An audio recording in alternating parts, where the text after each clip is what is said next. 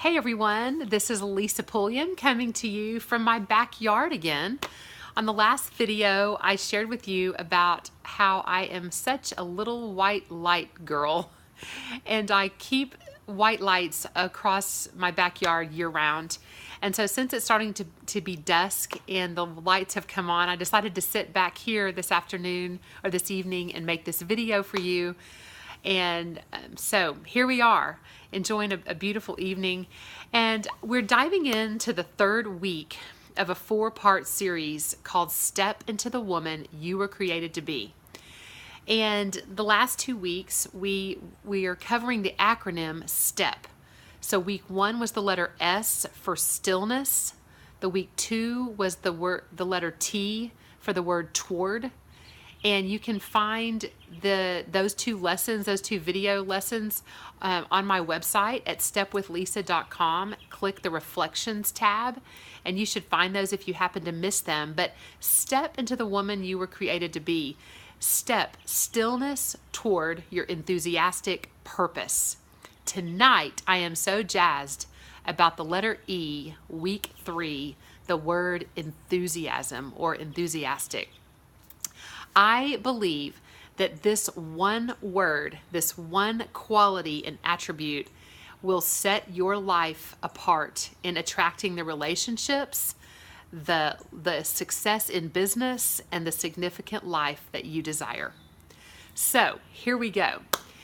Enthusiasm is defined as a strong excitement or feeling, an ardor, or something inspiring zeal or fervor.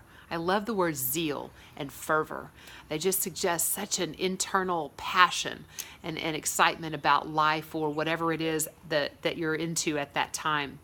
Enthusiasm and enthusiastic come from the Greek word enthusiasmos. And the word thous is from the Greek word theos, meaning God. And the en at the beginning of enthusiasm is a Greek for in. And so this type of enthusiasm literally means God within. I love that. It means that it's an internal quality. It's inspired by God. As human beings, we have a connection to the divine. We were created by the creator of the universe. We have a vast source of love, of joy, of peace to tap into. Now, I want to start with a little story about my dad. My dad is one of the most enthusiastic people I have ever known in my entire life. I can remember as a child going to restaurants and going out to eat with him, and he would quickly meet the waiter or waitress, and he would learn their name, and he would say their name repeatedly throughout the meal. And he would ask them questions, and he would crack jokes, and he would just bring them in to the family. And by the end of the meal, it's like they were a member of our family. I mean, he and my dad were best friends by that time. My dad loves deeply. He smiles often. He has a joy that's overflowing. He hugs tightly, and he just laughs out loud. And my dad has this enthusiasm. To me, my dad embodies enthusiasm. And I learned much of what I know about this word and this quality in my life, I learned from my dad. Now, my dad has lived through the highs of highs, and he's lived through some lows of lows. And life hasn't always been easy. However, my dad has a constant enthusiasm or peace or joy that comes from a place deep within his soul. And he will attribute that to his faith, his connection with his God, and knowing that he is created for so much more than what the current situation is handing him. So I learned some valuable lessons from my dad, and I'm so grateful for that. Recently, we had a training here in East Texas for my marketing team with the business that I'm in, and we had such a fun day. But when it was my part of the training, I jumped up and and had chosen the happy song from Despicable Me 2 to play in the background as I went to the front of the room. And I had the song continue to play for 2 or 3 minutes, and I had everybody jump up to their feet and dance with me and clap with me and sing if they knew the words. And we had so much fun. Several ladies ran to the front of the room with me, and we just got the whole room going with this fun few minutes of energy and excitement and passion and enthusiasm. And there were a few people, though, that possibly weren't having quite so much fun. There were just a few in the crowd that were just barely swaying. They had a little bit of a smile on their face. Everybody else had uncontrollable smiles. A few people weren't quite as thrilled about this intro into my training session, and I'm pretty sure that if I could read their minds, they were thinking something like, you know, if I had wanted to attend a Richard Simmons aerobics class today, I would have signed up for one. But I'm at a training for my business, so what are we doing dancing to the happy song? So when the song ended, everybody sat down, and I asked this question. I said, how many of you felt the energy in the room soar? And everybody raised their hands, and everyone was still smiling. What's interesting is what was really happening was that everybody's individual energy and enthusiasm and happiness was soaring.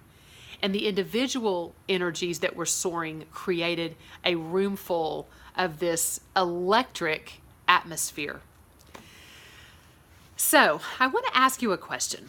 Have you ever had a conversation with someone, and after a few minutes of meeting with them and visiting with them, maybe you had lunch together, maybe you were part of a group of some sort, you left their presence and you literally thought to yourself, I'm not sure what was going on with that person, but if I never had another conversation with them, I would be okay with that. And the reason you thought that is because during the course of the conversation, you felt the very life being sucked out of you. The energy was leaving you, and you felt this very down, low energy, low spirit, sort of a downer type of mood. I want you to think about the qualities in that person that you have known before that maybe have drained you like that. Maybe they talked about themselves the whole time. Maybe they were one complaint after another. Maybe they were just in a real negative mood, Debbie Downer. Maybe they were gossiping. There was something that just caused you to want to back away from that person. Now flip it. Flip it. I want you to think of the opposite kind of person.